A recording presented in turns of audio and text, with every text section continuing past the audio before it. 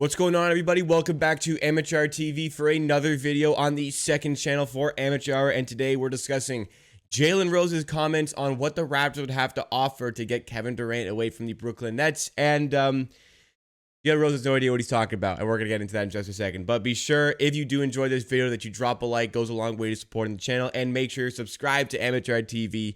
We're on our road to 1,000 subscribers. You can help us get there. In return, you get a bunch of Raptors and NBA-related videos all throughout the offseason. Also, make sure to be subscribed to my main channel, Amateur Sports, with over 10,000 subscribers. A lot more professionally done over there. But the second channel is designed to just talk about some certain things that I don't really have time to get into on the main channel, nor do I really want to, but I still want to talk about, want to document my opinion on, and this is one of those occasions here. Jalen Rose on ESPN on Jalen and Jacoby, the show that he's on. They talk about mostly basketball. I don't know if they talk about other sports, but definitely a lot of basketball. Jalen Rose, as you know, former NBA player, ESPN analyst, and they were discussing what the Raptors would potentially have to offer the Brooklyn Nets in order to land Scottie Barnes. And Jalen is way off here, and you know what? I think it would be better actually just to watch this clip so we get a better understanding of what's going on, and then I can start to lay into him. So why don't we do that? Jalen, you are the general manager of the Brooklyn Nets. Kevin Durant has requested a trade, and I'm going to be the GM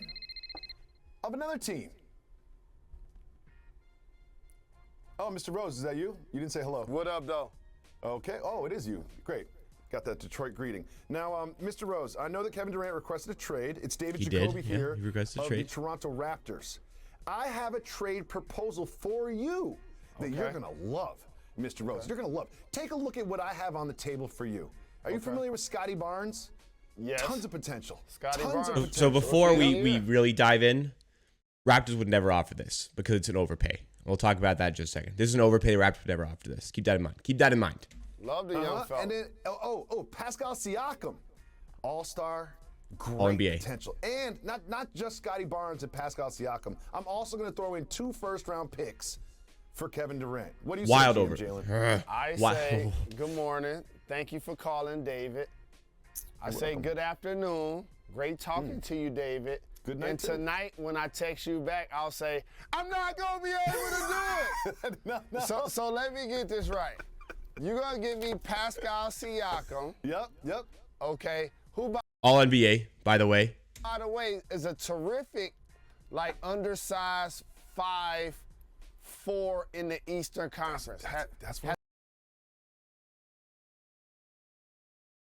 I'm sorry, but your best way to sum up Pascal Siakam in a sentence: this guy gets paid to talk about basketball. Granted, he works for ESPN, so he probably did not watch a single Raptors game except for the one on national television when they played the Knicks at MSG. But even then, he may not have watched that game. His best way to describe Pascal Siakam was a great undersized 5 or 4 in the East. All right, Jalen. Has a championship pedigree, has done a terrific job of developing his game in Toronto. And Scottie Barnes, who has the potential to be a defensive player of the year. Oh yeah, multi-time All-Star. Exactly. Let me ask you a question. Did either one of them make the All-Star game last year? Wild comment, considering Pascal Siakam made All-NBA third team, which I would suggest, and I don't think it's outlandish to say, is more impressive than making the All-Star team.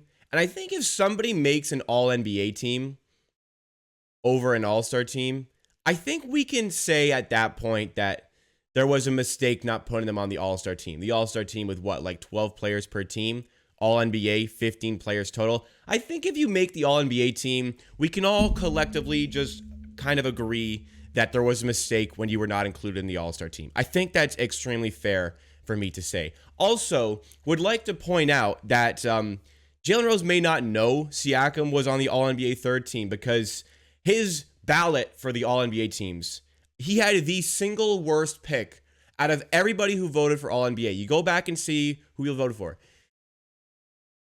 Jalen Rose put Kyrie Irving on his third team All-NBA. Kyrie Irving. Kyrie Irving, great player. This season, Kyrie Irving, who barely played any basketball. And when he did, the Brooklyn Nets went on a free fall. You know the Brooklyn Nets were the 1 seed in the East when Kyrie Irving returned this season? What did they finish at? They were the 7th seed in the end. Jalen Rose put that guy as All-NBA third team. Just keep that in mind again when we're discussing his valuation here. Well, not last year. Got it. See, I need a player that was in this past All-Star game. So All-NBA not good enough. Rookie of the Year not good enough. And then I need that same player to be in the next 5. Okay. Jalen. Next 5. He needs a player to come back, Kevin Durant, to be in the next 5 All-Star games. Okay. You know what? Let's finish figuring. Scottie Barnes. Can you guarantee Jacoby me sticks that up. Scottie Barnes is going to be in the next 5 All-Stars in It's the East? almost as good as a guarantee. I can't control injuries, but if you give this I would say not next year for Barnes. The year after, that's when I would think an All-Star run would probably start. man the opportunity, he will be in the All-Star game, perennial All-Star for years to come. Thank you, Jacoby. Ujiri, who you just saw a picture, is my By the way, wait. favorite GM in the league. But Masai Ujiri, don't know. Jalen Rose is called his favorite GM in the league. Masai Ujiri is not a GM. Masai Ujiri is not a GM. Okay? Bobby Webster is the Toronto Raptors GM, not Masai Ujiri. So, can't be your favorite GM if he's not an actual GM. I'm sending him a voicemail on this, fam.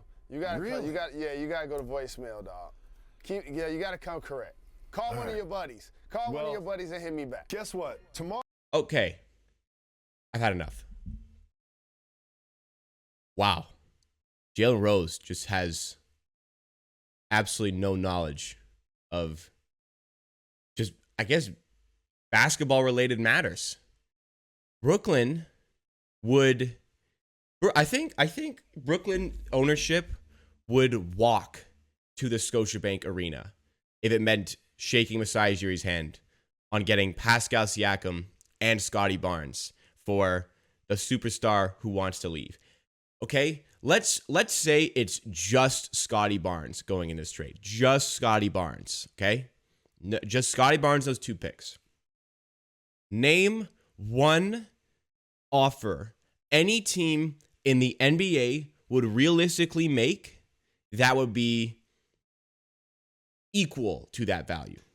I can't think of a single one because there isn't any. Nobody is going to offer a player at the value of Scottie Barnes. So what if we take it a tick down? What if it's just Siakam and picks? Let's say we'll make it Siakam, and let's make it 4 picks because it's going to be Siakam instead of Scottie Barnes. Name one team that would offer something equal to that value. Now, this time, I would say the Pelicans maybe offer Brandon Ingram and 4 picks. I would wager that's similar value. Yeah, I would say that's about equal. Brandon Ingram's averaged 27 in the playoff series against the 1-seed Suns, albeit without Booker. Brandon Ingram's a good player. Former All-Star. Just like Siakam, except Brandon Ingram didn't make All-NBA this year like Siakam did. Anyways, similar value. I think we can all agree on that.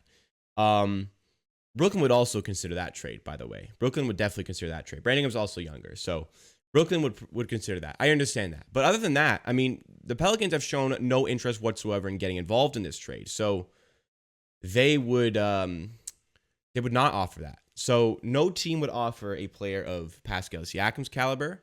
No team would offer a player of Scottie Barnes' caliber. Brooklyn have gone on record already and said, not record, sorry. But the reports are coming out that Brooklyn have been extremely underwhelmed by their offers. And they have realized that they are valuing Kevin Durant much higher than what other teams are valuing him at.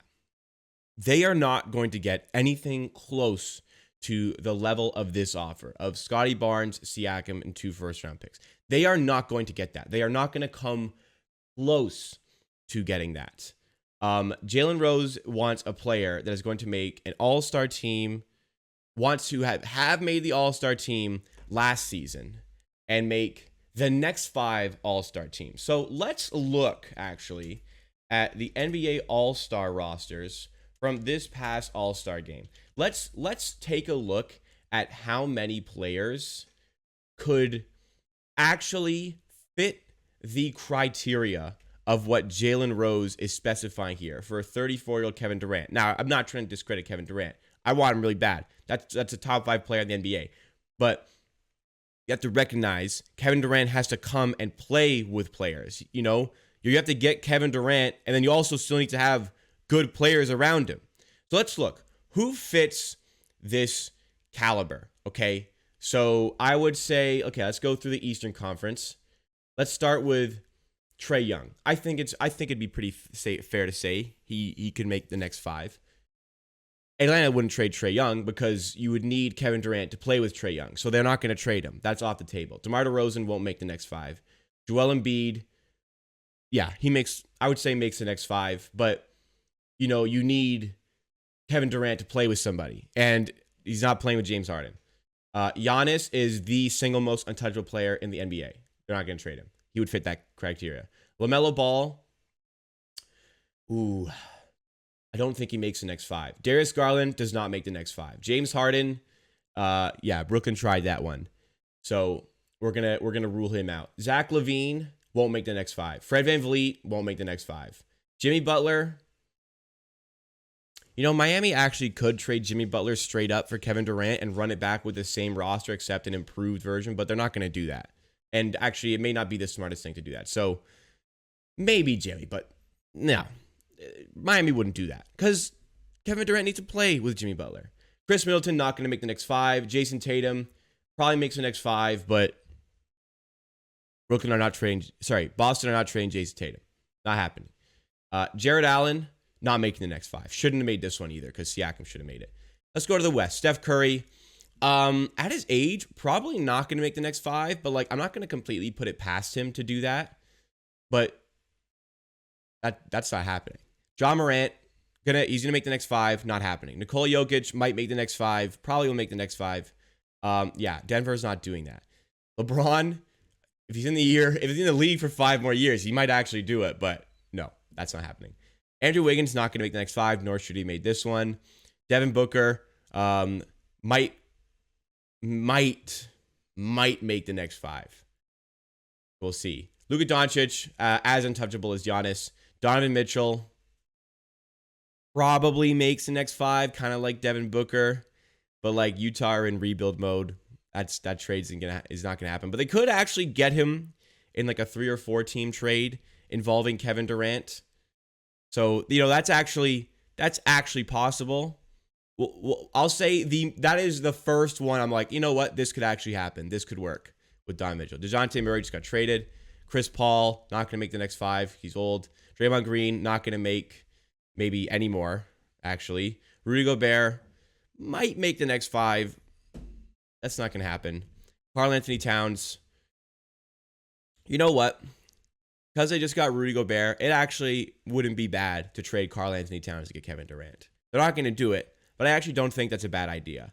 So, of every player in the league who fits the criteria Jalen Rose has set out, there's only 2 players in the NBA that fit the criteria that Jalen Rose has mapped out for Kevin Durant to be traded.